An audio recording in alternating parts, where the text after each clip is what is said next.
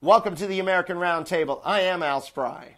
And I'm Bill Strickler. We are so happy to be bringing you the latest in politics. Hope you had a great Christmas holiday weekend. Bill, how was yours?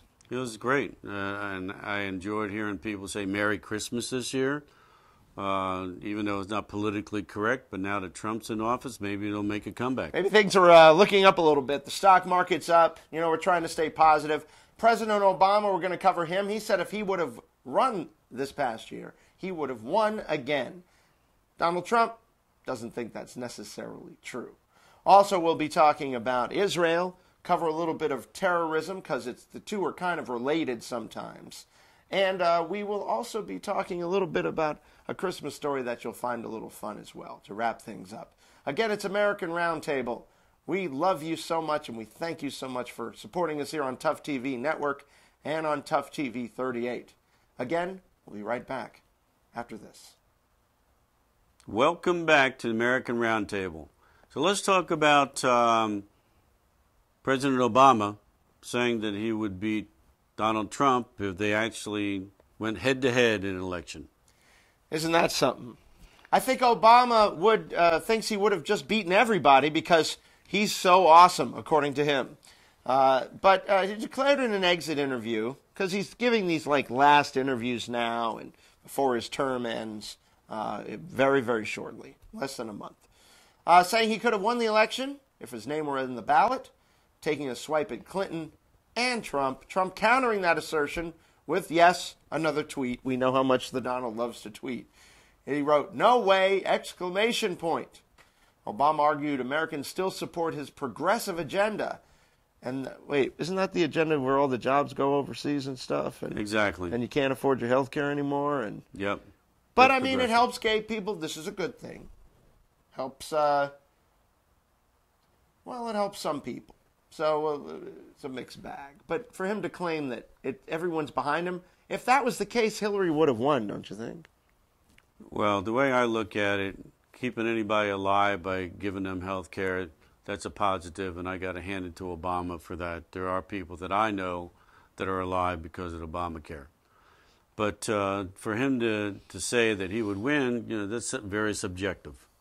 And what has come out, if you take a look back in the senatorial race and the House of Representatives, when Democrats aligned themselves with Obama, they lost a huge amount of it. So that's why we have a House and a Senate that are primarily Republicans.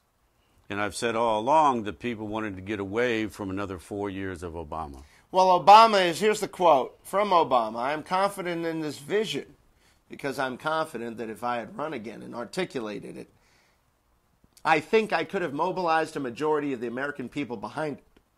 Trump fired back. His retort was simple but extremely accurate. Basically, no way. President Obama says he thinks he would have won against me. He should say that, but I say no way. Jobs leaving, ISIS, OCare, etc. So we have a difference of opinion there. Well, you know, it also comes down to let's change electoral college and let's take away the two-term limit. I mean, why stop electoral college? Let's go. You mean go back to the way things used to be before FDR? As many terms as you want. Because FDR ran and won 4 terms as president. Yeah, so, I mean, why should progressives stop at only the electoral college? Imagine 4 terms of Obama. What do you think would could have happened with Hillary? It would have been Obama Part 3, I call it. Because Obama was really Bush Part 2. You know, so I consider those the two things. But we'll be talking more about this in the weeks to come. We are starting a new political year, which is always fun to cover. And we'll have something on Israel coming up next on the American Roundtable on Tough TV and Tough TV 38. Welcome back to the American Roundtable. It's so good to be here with you. Let's talk about Israel. Israel, of course, is a country that is at the center of all things political in the Middle East, it seems, and has been for some 50 years. There was borders set up after the Six-Day War in 1967 that Israel got territory. Ever since then, they've been building settlements, and as they feel is their right to do so from a political and a biblical perspective. Palestinians, of course, are not happy about this. It's kind of like if you look at it from the perspective of, say, American Indians in America. You have Manifest Destiny in Israel, which is the people who say Israel should be just the land of the Jewish people. And you have other people who say it should be a two-state solution that includes the Arab world out in the Middle East. That's the brief synopsis. The United Nations, for many years, of course, has backed Israel on their pushes, but changed its take, I guess, Bill, recently, voting to condemn Israeli settlements in the West Bank and in East Jerusalem. Donald Trump actually questioning the body's effectiveness recently, saying it's just a club for people to, quote-unquote, have a good time. The quote is, the United Nations has such great potential, but right now it's just a club for people to get together, talk, and have a good time. Well, I think it's a little bit more than that, but they basically took an anti-Israeli stance, and the U.S., who usually vetoes these, decided not to this time. Kind of a last jab at Israel, which has not had the best relations with the U.S. during the Obama presidency. Your take? Well, the United States abstained from voting, which basically gave it a free pass. So you had the other members that voted for it, and that's why we're in the situation we are now. The Israeli prime minister really took it as a slap in the face, and as you'll hear in a second, Alan Dershowitz feels the same way. So it seems like Obama is definitely doing things in his lame duck last month or so. I mean, he's gotten into, seems like, conflicts with Russia. He's got it going on with Israel. So, you know, when's this going to end? Well, let's take a look at Alan Dershowitz's view on this. I wonder what you think was really behind this, because Prime Minister Netanyahu has never had a good relationship with President Obama. It seems like President Obama wanted to stick it to him. Well, that's not the way policy should be made, to get even in the lame duck period when there are no checks and balances and you don't have to worry about it in the election. It's the most undemocratic thing a president can do, to tie the hands of his successor during the lame duck period. And what he did was so nasty. He pulled a bait and switch. He said to the American public, oh, this is all about the settlements deep in the West Bank. And yet he allowed his representative to the UN to abstain, which is really for a resolution that says the Jews can't pray at the Western Wall. Jewish and Arab students can't go to Hebrew University. Jewish and Arab patients can't go to Hadassah Hospital. Jews can't live in the Jewish quarter where they've lived for thousands of years. And he's going to say, whoops, I didn't mean that. Well, read the resolution. You're a lawyer. You went to Harvard Law School. Read what you've read. Okay, well, that's Alan's view. And, you know, I understand he's coming, of course, from the pro-Israeli perspective. But we could also take a look at the two-state solution, which was promised 25 years ago with Rabin, who then got assassinated by actually an extremist Jewish guy who doesn't want to see a two-state solution. So what are your thoughts on a two-state solution? You think this will lead to peace? I don't see how we're going to have peace in the Middle East unless the Palestinians that have also lived on that land for thousands of years have their own place, have their own land, and one is not infringing on the other one. So if the main purpose is to have peace, then you give somebody their stuff, and it was outlined in this is your territory, and this is your state, and this is ours, then expanding, creating a buffer zone, I guess you can say, because Israel is afraid for their security. Let's get real about it. So they're afraid that they're going to be attacked, and this creates a buffer zone for them. At the same time, I don't believe there's going to be peace in the Middle East. There will not be a two-state solution with Benjamin Netanyahu as Prime Minister of Israel. But the people want him because they want a hardliner. He's a hardliner. He's a war hawk. So it's going to be a challenging time in Israel. Really, the only chance we would have would be another Rabin to come in. But then again, the last guy got killed. So we'll have to keep an eye on this. This is American Roundtable. Welcome back to the American Roundtable. We're talking terrorism now. We have a clip from Ralph Peters, Fox News analyst, commenting on comments by former New York Mayor Rudolph Giuliani. Let's take a listen. Well, Mr. Giuliani spoke on a talk radio show hosted by John Katsimatidis. He said, we've seen an increase in terror attacks on U.S. soil during the Obama administration. Is he right when he says that policy changes initiated by this administration have allowed terrorist attacks that might have been stopped under earlier policies? I don't think he's right about the domestic scene. Our domestic intelligence and law enforcement agencies have really done an amazingly good job, if you think about it. We haven't seen another 9/11 level plot or anything even approaching it, really. And inevitably, some terrorists will get through. Now, Obama could have done a better job, but where you really have to fault the outgoing president is on his disastrous approach to the Middle East, which I can bluntly sum up in 6 words, which is praise Islam, ignore Christians, blame Jews, as we just saw with this scandalous debacle at the UN. So I think the president's willful naivety about Islam, his refusal to accept the fact that within Islam there are elements that are distorting the religion badly and killing Muslims as well as Christians and everybody else, his inability to act decisively, even the decision to go after bin Laden in Pakistan, it took weeks for him to make up his mind about that. The special operators are getting very impatient. So this idea of dawdling, indecisiveness, romanticizing Islam based on his childhood years in Indonesia, it all came up to this heady brew that created the power vacuum and allowed the Middle East, which when George Bush left office was convalescing, Iraq was convalescing, the Middle East was relatively quiet, Al-Qaeda was broken, and now 8 years later we see a conflagration across the Middle East, Iran and Russia on the ascendant, 500,000 dead in Syria. All of this does tie directly into terrorism, and I think the president's failures, his myriad failures, Patty Ann, mean that terror is going to be with us, Islamist terror is going to be with us even longer than it had to be. Well, that was Ralph Peters' take on Obama. Kind of a mixed bag, saying Obama didn't get bin Laden fast enough. Well, I think he got bin Laden, and that's a good thing. That was one good thing that he did in relation to that. Also, the comment about no large-scale attacks on the U.S. Of course, you could tell that to Orlando.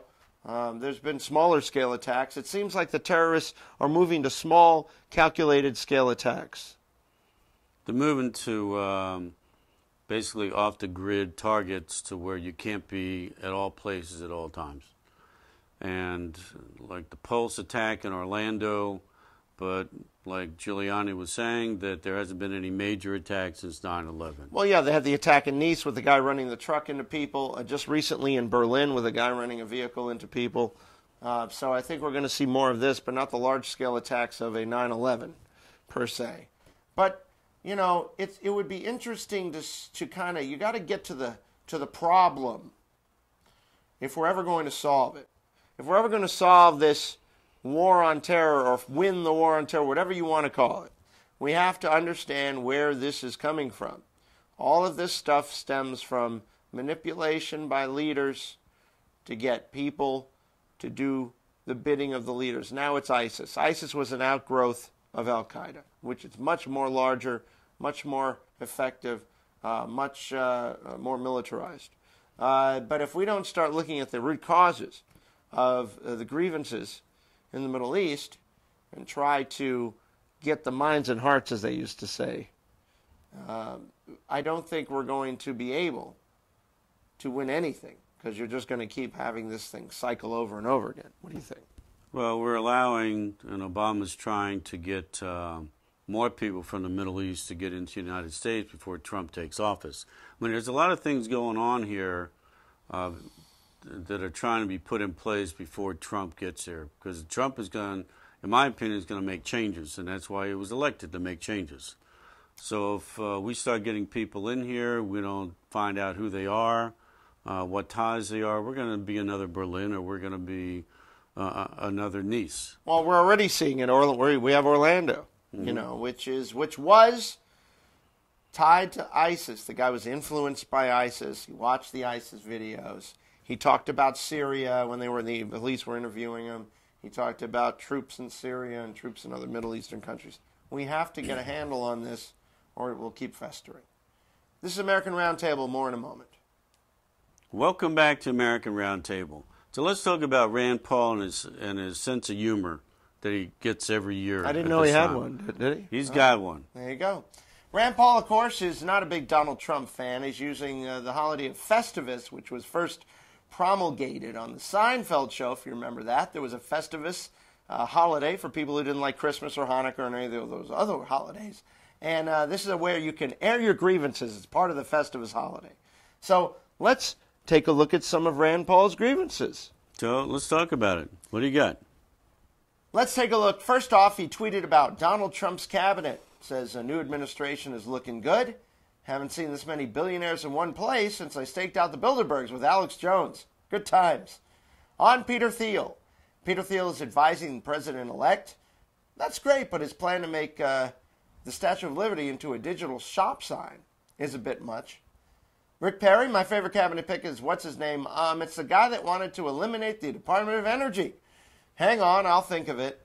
On John Bolton, who's going to be the Assistant Secretary of State. I know I've said a lot about John Bolton, so you're probably expecting me to say something nice for the holidays. Nope. Your tax dollars at work. We've got a lot of problems with how our tax dollars are spent. And you've only heard about some. But I'm not done yet. And then he gives a link. The war on Christmas. I'm going to have to stop tweeting about Festivus soon. Fox News just asked me to come on and talk about my own personal war on Christmas. Rude. Okay, that one's pretty funny. Oh, and for the folks at MSNBC, that was a joke. And finally, complete with a sparkly drama queen gif. For those of you media writing serious stories about my Festivus jokes, I don't even know what to say. Just stop. A little bit from Rand Paul there. Your thoughts? Well, he's got a sense of humor at this time of year.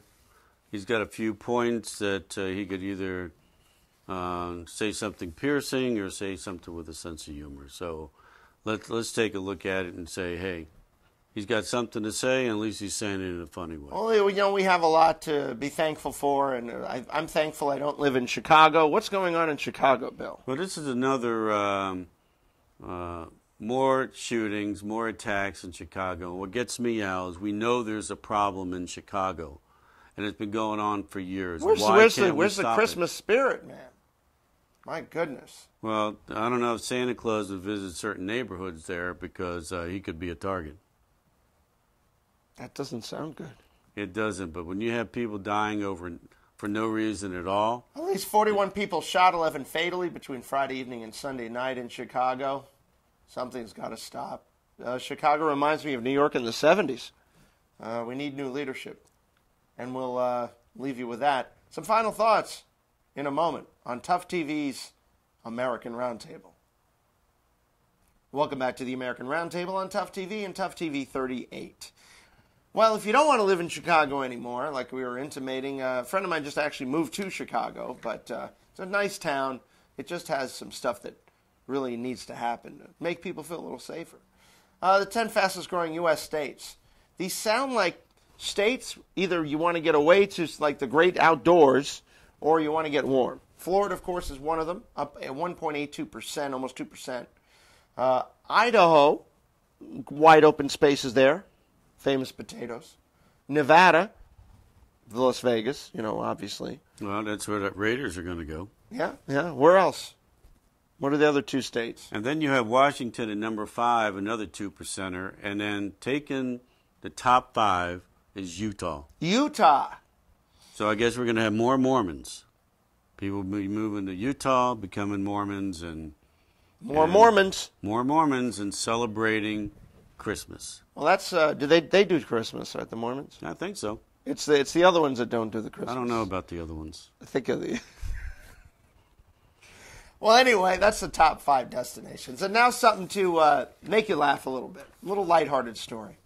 This church in Sri Lanka printed the wrong Hail Mary. They thought it was Hail Mary full of grace. They probably don't know English that well in Sri Lanka, at least at this church. So they instead printed the late Tupac Shakur's rap that was called Hail Mary, which of course includes references to female genitalia, drugs, guns, the N-word. A few of the older ladies in front of us could not stop looking at the printed booklet, according to witnesses. Instead of Hail Mary, full of grace, the Lord is with you, we saw instead asking the Virgin Mother, do you want to ride or die? I ain't a killer, but don't push me. Revenge is like the sweetest joy next to getting. Pictures of the explicit lyrics went viral on social media. Your thoughts? Some people have sick, twisted thoughts for whatever reason. And you take a look at some of these movies and what's on TV, but don't say that about yourself, Bill. But, no, believe me. But do that in the church, I think that is a little bit too much.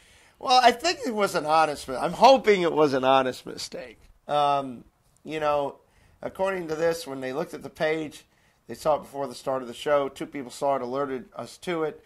Of course, Tupac Shakur killed in a still unsolved Las Vegas shooting back some 20 years ago. He's due to be inducted into the Rock and Roll Hall of Fame next year. And I'm sure that some of the churchgoers in Sri Lanka hopefully got a little chuckle out of that one. I don't think any harm was meant.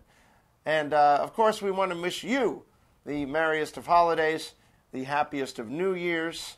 And I want to just say that it's a pleasure doing American Roundtable with you, Bill. I think that we're having a lot of fun. We hope you are, too. We'll see you soon. It's American Roundtable on Tough TV. I'm Al Spry. I'm Bill Strickler. See you next week.